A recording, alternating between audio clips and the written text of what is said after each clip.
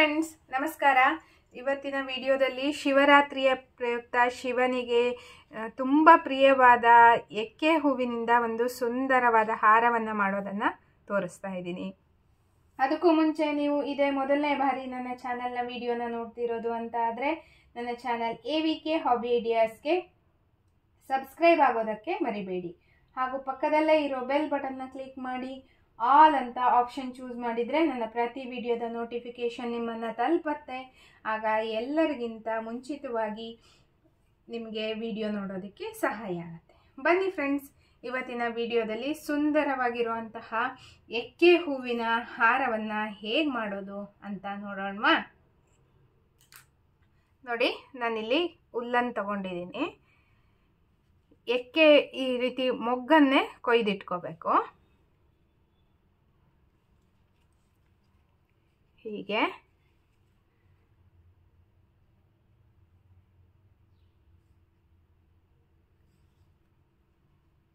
ಈ ರೀತಿಯಲ್ಲಿ ಕಟ್ಕೋತಾ ಇದ್ದೀನಿ. ನಂತರ ಮತ್ತೊಂದು ಹೂವನ್ನು ಇಟ್ಬಿಟ್ಟು ಇದು ಎರಡು ಅಂದರೆ ಹಿಂದಿನ ಎರಡು ಹೂಗಳನ್ನು ಸೇರಿಸಿ ಮತ್ತು ಹಿಂದಿನ ಒಂದು ಹೂವಿನ ತೊಟ್ಟಿಗೆ ಹೀಗೆ ಕಟ್ತಾ ಇದ್ದೀನಿ. ಇವಾಗ ಮತ್ತೊಂದು ಮೊಗ್ಗನ್ನು ಇಟ್ಟು ಹೀಗೆ ಹಿಂದಿನ ಒಂದು ಹೂವನ್ನು ಹೀಗೆ ತಗೊಂಡು ಸುತ್ತಬಿಟ್ಟು ನಂತರ ಮೇಲ್ಗಡೆ ಎರಡು ತೊಟ್ಟಿರತ್ತಲ್ಲ, ಹಿಂದಿನ ಹೂವಿನ ತೊಟ್ಟು ಮತ್ತು ಈಗ ಹಾಕಿರೋ ಹೂವಿನ ತೊಟ್ಟು, ಇದಕ್ಕೆ ಸೇರಿಸ್ಕೊಂಡು ಕಟ್ಕೋತಾ ಇದ್ದೀನಿ. ಇವಾಗ ಮತ್ತೊಂದು ಹೂವನ್ನು ಇಡ್ತಾ ಇದ್ದೀನಿ. ನಂತರ ಹಿಂದಿನ ಹೂವಿಗೆ ಸುತ್ತಿ ಮೇಲ್ಗಡೆ ಹಿಂದಿನ ಹೂವಿನ ತೊಟ್ಟು ಈಗಿಟ್ಟಿರೋ ಹೂವಿನ ತೊಟ್ಟು ಸೇರಿಸ್ಬಿಟ್ಟು ಹೀಗೆ ಕಟ್ತಾ ಹೋಗಬೇಕು.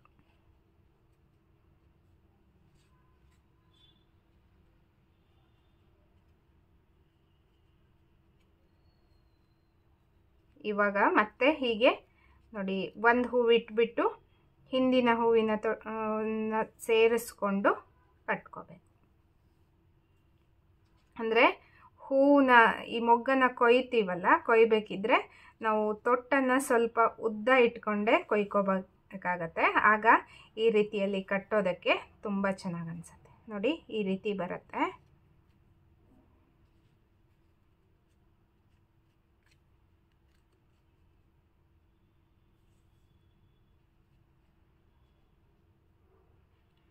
ಈ ಎಕ್ಕದ ಹೂವು ದೇವರಿಗೆ ತುಂಬಾ ಶ್ರೇಷ್ಠ. ಅಂದರೆ ಶಿವನಿಗೆ, ಗಣಪತಿಗೆ ಎಲ್ಲ ಶ್ರೇಷ್ಠವಾಗಿರೋದು.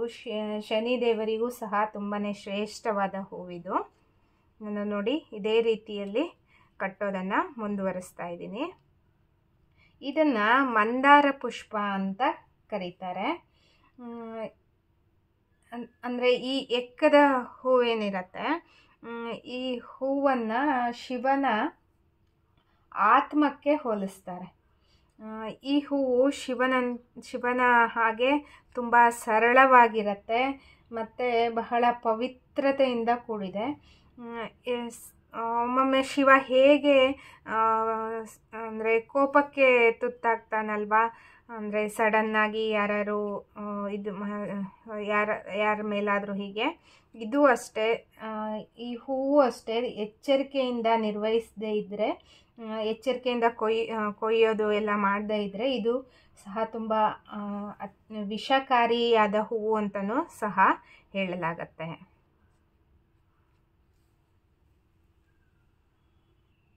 ಈ ಎಕ್ಕದ ಹೂವು ದೇವರಿಗೂ ಒಂದೇ ಅಲ್ಲ, ಕೆಲವು ಔಷಧಿಗಳಿಗೂ ಸಹ ಉಪಯೋಗ ಆಗತ್ತೆ. ಹಲ್ಲು ನೋವಿಗೆ ಮತ್ತು ಮುಖದ ಸುಕ್ಕನ್ನು ನಿವಾರಿಸೋದಕ್ಕೆ ಮತ್ತು ಕೀಲು ನೋವಿಗೆ ಅಂದರೆ ಎಲ್ಲ ಇದನ್ನು ಉಪಯೋಗಿಸ್ತಾರೆ.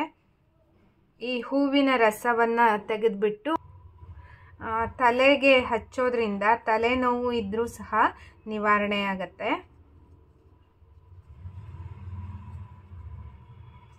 ತಲೆಗೆ ಹಚ್ಚಿಬಿಟ್ಟು ಹೂವಿನ ರಸವನ್ನು ಒಂದು ಅರ್ಧ ಗಂಟೆ ಬಿಡಬೇಕು. ಇದು ತುಂಬ ಪರಿಣಾಮಕಾರಿಯಾದ ಔಷಧಿ ಅಂತಲೇ ಹೇಳ್ಬೋದು. ಇದನ್ನು ಅನೇಕ ಆಯುರ್ವೇದ ಉತ್ಪನ್ನಗಳಲ್ಲೂ ಸಹ ಬಳಸ್ತಾರೆ.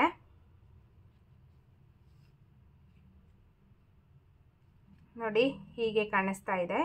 ಇದೇ ರೀತಿ ನಾನು ಕಂಟಿನ್ಯೂ ಮಾಡ್ತಾ ಇದ್ದೀನಿ.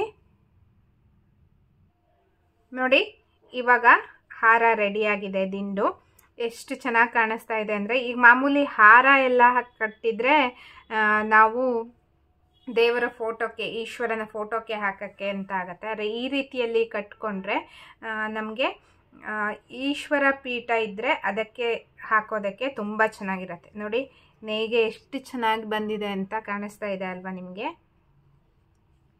ನೋಡಿ, ಈ ರೀತಿಯಲ್ಲಿ ಕಟ್ಕೊಂಡ್ರೆ ನೋಡೋಕ್ಕೂ ಸಹ ಚೆನ್ನಾಗಿರುತ್ತೆ.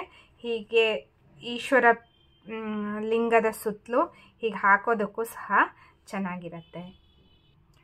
ಈಗ ನೋಡಿ, ಅದೇ ಮೊಗ್ಗು ತೋರಿಸಿದ್ನಲ್ವ, ಇವಾಗ ಹೂವನ್ನು ಮೇಲ್ಗಡೆ ಹೀಗಿರುತ್ತೆ ನೋಡಿ, ಹೂ ಈ ರೀತಿ ಇರುತ್ತೆ. ಇದು ಇಲ್ಲಿ ಒಳಗಡೆ ಹೀಗಿರುತ್ತಲ್ಲ, ಇದನ್ನು ಬಿಡಿಸ್ಕೊಂಡಾಗ ಈ ರೀತಿ ಕಾಣಿಸುತ್ತೆ. ಇದರಿಂದ ಹೇಗೆ ನಾವು ಸುಂದರವಾದ ಹಾರ ಮಾಡ್ಬೋದು ಅನ್ನೋದನ್ನು ತೋರಿಸ್ತಾ ಇದ್ದೀನಿ. ನೋಡಿ, ಹೀಗೆ ಇಟ್ಕೊಂಡು ಆಲ್ರೆಡಿ ಇದರಲ್ಲಿ ಹೋಲ್ ಇರುತ್ತೆ. ಸೂಜಿ ದಾರ ಹಾಕ್ಕೊಂಡ್ಬಿಟ್ಟು ಹೀಗೆ ಪೋಣಿಸ್ಕೋಬೇಕು.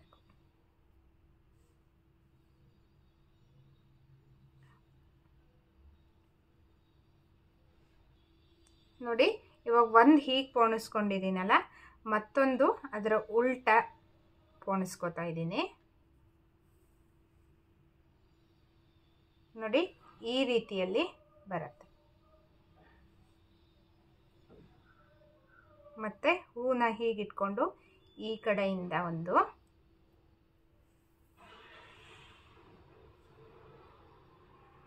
ನಂತರ ಹೀಗೆ.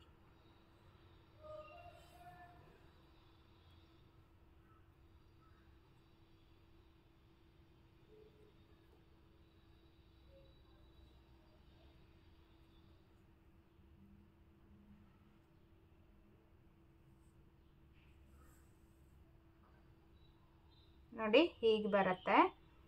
ಇದೇ ರೀತಿಯಲ್ಲಿ ನಾನು ಕಂಟಿನ್ಯೂ ಮಾಡ್ತಾ ಇದ್ದೀನಿ. ನೋಡಿ, ಈ ರೀತಿಯಲ್ಲಿ ರೆಡಿಯಾಗಿದೆ. ನೋಡಿ, ಎಷ್ಟು ಚೆಂದ ಕಾಣಿಸ್ತಾ ಇದೆ ಅಂತ ನೋಡಿ. ಯಾರೋ ತಕ್ಷಣ ನೋಡಿದರೆ ಇದು ಎಕ್ಕದ ಹೂವಿನ ಹಾರ ಅಲ್ಲ ಅಂತಲೇ ಅಂದ್ಕೋತಾರೆ. ಇವತ್ತು ನಾನು 2 ರೀತಿಯಲ್ಲಿ ಶಿವನಿಗೆ ಪ್ರಿಯವಾದ ಎಕ್ಕದ ಹೂವು ಅಥವಾ ಎಕ್ಕದ ಮೊಗ್ಗಿನಿಂದ ಹಾರವನ್ನು ಮಾಡಿ ತೋರಿಸಿದ್ದೀನಿ. ನೋಡಿ, ಈಶ್ವರ ಪೀಠಕ್ಕೆ ಅಥವಾ ಶಿವಲಿಂಗಕ್ಕೆ ಹಾಕೋದಾದರೆ ಈ ರೀತಿಯಲ್ಲೂ ಮಾಡ್ಕೋಬೋದು. ಮತ್ತು ಫೋಟೋಕ್ಕೆ ಹಾಕೋದಾದರೆ ಈ ರೀತಿಯಲ್ಲಿ ಮಾಡಿಕೊಂಡ್ರೆ ತುಂಬ ಚೆನ್ನಾಗಿ ಕಾಣಿಸುತ್ತೆ ಫ್ರೆಂಡ್ಸ್. ನೋಡಿದ್ರಲ್ವಾ ಫ್ರೆಂಡ್ಸ್, ಇವತ್ತಿನ ವಿಡಿಯೋದಲ್ಲಿ 2 ರೀತಿಯ ಎಕ್ಕದ ಹೂವಿನ ಹಾರವನ್ನು ಹೇಗೆ ಮಾಡೋದು ಅಂತ, ಒಂದು ದಿಂಡು ಮತ್ತೊಂದು ಹಾರ.